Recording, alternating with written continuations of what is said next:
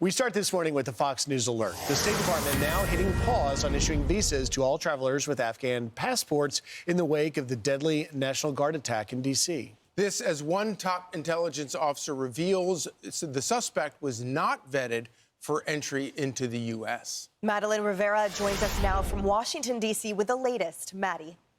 Hi, good morning. President Trump is doubling down on immigration crackdown after this shooting regarding pausing visas for travelers with Afghan passports. Secretary of State Marco Rubio says, in part, the United States has no higher priority than protecting our nation and our people. This comes on the heels of the president saying he's pausing all migration from third world countries. The administration is also re-examining green cards from countries they've deemed as causes for concern, and they're pausing all asylum decisions as well. Authorities say the suspect, 29-year-old Ramanullah Lakhanwal, worked with the CIA in Afghanistan as part of an elite Afghanistan counterterrorism force. The head of the National Counterterrorism Center says Lakhanwal was vetted by the intelligence community, but he adds Lakhanwal was only vetted to serve as a soldier to fight against U.S. enemy forces in Afghanistan and not for his suitability to come to America. And he adds that was the vetting standard the Biden administration used during the Afghanistan withdrawal. But we should note, the suspect was also screened before coming to the U.S., before being granted asylum earlier this year, rather. The feds say they want to see the death penalty for Lakhanwal. She volunteered, and she ended up being shot ambush style on the cold streets of Washington, D.C. By an individual who will now be charged with murder in the first degree. There are certainly many more charges to come, but we are upgrading the initial charges of assault to murder in the first degree. Meantime, a heartbreaking post from 20-year-old Sarah Beckstrom's father, the National Guard member who passed on Thanksgiving. Gary Beckstrom saying on Facebook, "My baby girl has passed to glory. If I don't talk to you, don't be offended. This has been a horrible tragedy." Service members lined the street of D.C. for Beckstrom's dignified transfer procession. Meantime, 24-year-old Andrew Wolf remains in critical condition. Guys, back to you. Maddie, thank you. Thanks, Maddie.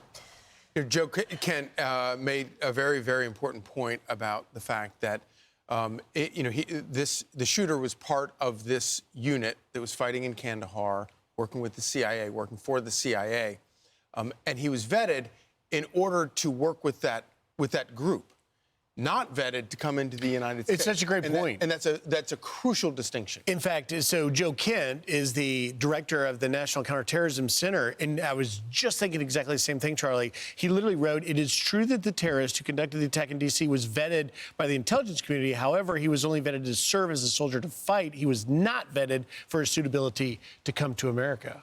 And just to remind viewers of his heartbreaking loss, he lost his wife, Shannon Kent, as he wrote about in his book, Send Me, over there in Afghanistan, and the loss that he has suffered because of the ultimate sacrifice of his late wife is just tremendous. And the heartbreak that he has suffered, the clarity with which he has viewed terrorism in this region for so long. I trust everything that he says, and obviously there's a reason President Trump put him in that position as director of counterterrorism.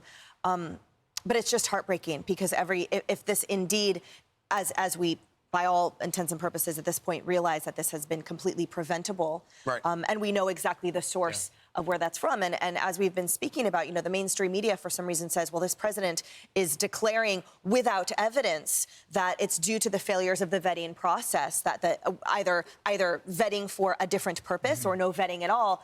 The evidence is the death here of Sarah Beckstrom. The evidence here is the dozens of thousands of refugees that are in this country from that particular origin without knowing whatsoever, not only their real identities, but whether indeed they pose a threat to the United States. And now there's another grief, another family shattered at a loss that was preventable because of the hands of evil, just like Shannon Kent, just like Sarah Beckstrom. Yeah. And, of course, Democrats are wasting no time whatsoever trying to make political hay out of this. But I have to say that I think that it's kind of a dangerous, slippery slope for them to try to make this argument that that this is all Donald Trump's fault because he deployed them on the streets in the United States. It's kind of like the argument, well, they had it coming because the president had them in the streets. No, this is completely unacceptable. But, of course, Democrats don't care about that because anything to go after Trump. Here's Debbie Wasserman Schultz talking about that. Why wasn't the president's first thought, wow, maybe I should reconsider deploying military troops in the nation's capital or in any city. I just think, the president looks everywhere except inward to blame his own policies. It's never the president's fault or his policies when it comes to his reaction, and it's pretty disgusting. First of all, the use of the word disgusting is so intellectually lazy, and it's tragic coming from someone who holds the office representing Americans and serving others.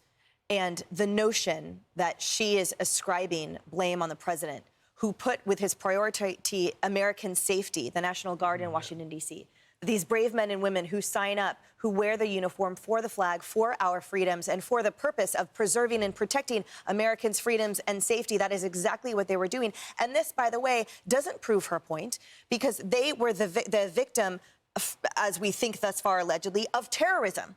So the point about D.C. has no bearing on this whatsoever. Those National Guardsmen would be the target of this strange individual no matter what. And you put that in addition to Senator Slotkin saying that our National Guardsmen would shoot innocent Americans, or Senator Durbin that said they would terrorize Americans. The terror comes from the deranged individual. The terror comes from the terrorist. The shooting comes from this person that wasn't vetted by the Biden administration, not from our brave men and women in uniform. So they're casting aspersions not only on them and their good name and their memory, but certainly the president, too. That Representative Wasserman Schultz needs indeed to apologize and look in the mirror. Meanwhile, President Trump realized the magnitude of this and has said, look, we need to go back and revet all of the people that came under Operation Allies Welcome. And you've got the New York Times with a headline about, Trump uses National Guard shooting to cast suspicion on refugees. And while it is fair to say that many of the Afghans that assisted the U.S. Armed Forces deserve to be here, the vetting is critical, because the NCTC director, Joe Kent, we were just talking about, said that this case with Lochinwall is not an isolated case. There may be others. And there's some 85,000 of the refugees from Afghanistan alone who came into the country under that program. And we're finding out that either they were not vetted at all, they were vetted for the wrong thing, or they were vetted on that day that everyone remembers as the country collapsed and people were just piling onto the C-17s, rumbling down the runway to take off. This is the vetting that was going on that day. And we are bearing the punishment for this. And we have no idea for how long we will be bearing the punishment for the mistakes made. And the catastrophic withdrawal this was, the fatal and cowardly things that President Biden put us through. It not only opened the doors, Jessica Vaughn said, it wasn't Operation Allies Welcome, it was Operation Everyone Welcome. Exactly. But it also left behind actual allies. Americans. And to this day, correct. Yeah. So the backwards and just absolutely horrifying result of that clearly includes to this day, but it's both. We abandon our allies and we let in our enemies, and now we pay the price. I'm Steve Doocy. I'm Brian Kilmeade. And I'm Ainsley Earhart. And click here to subscribe to the Fox News YouTube page to catch our hottest interviews and most compelling analysis.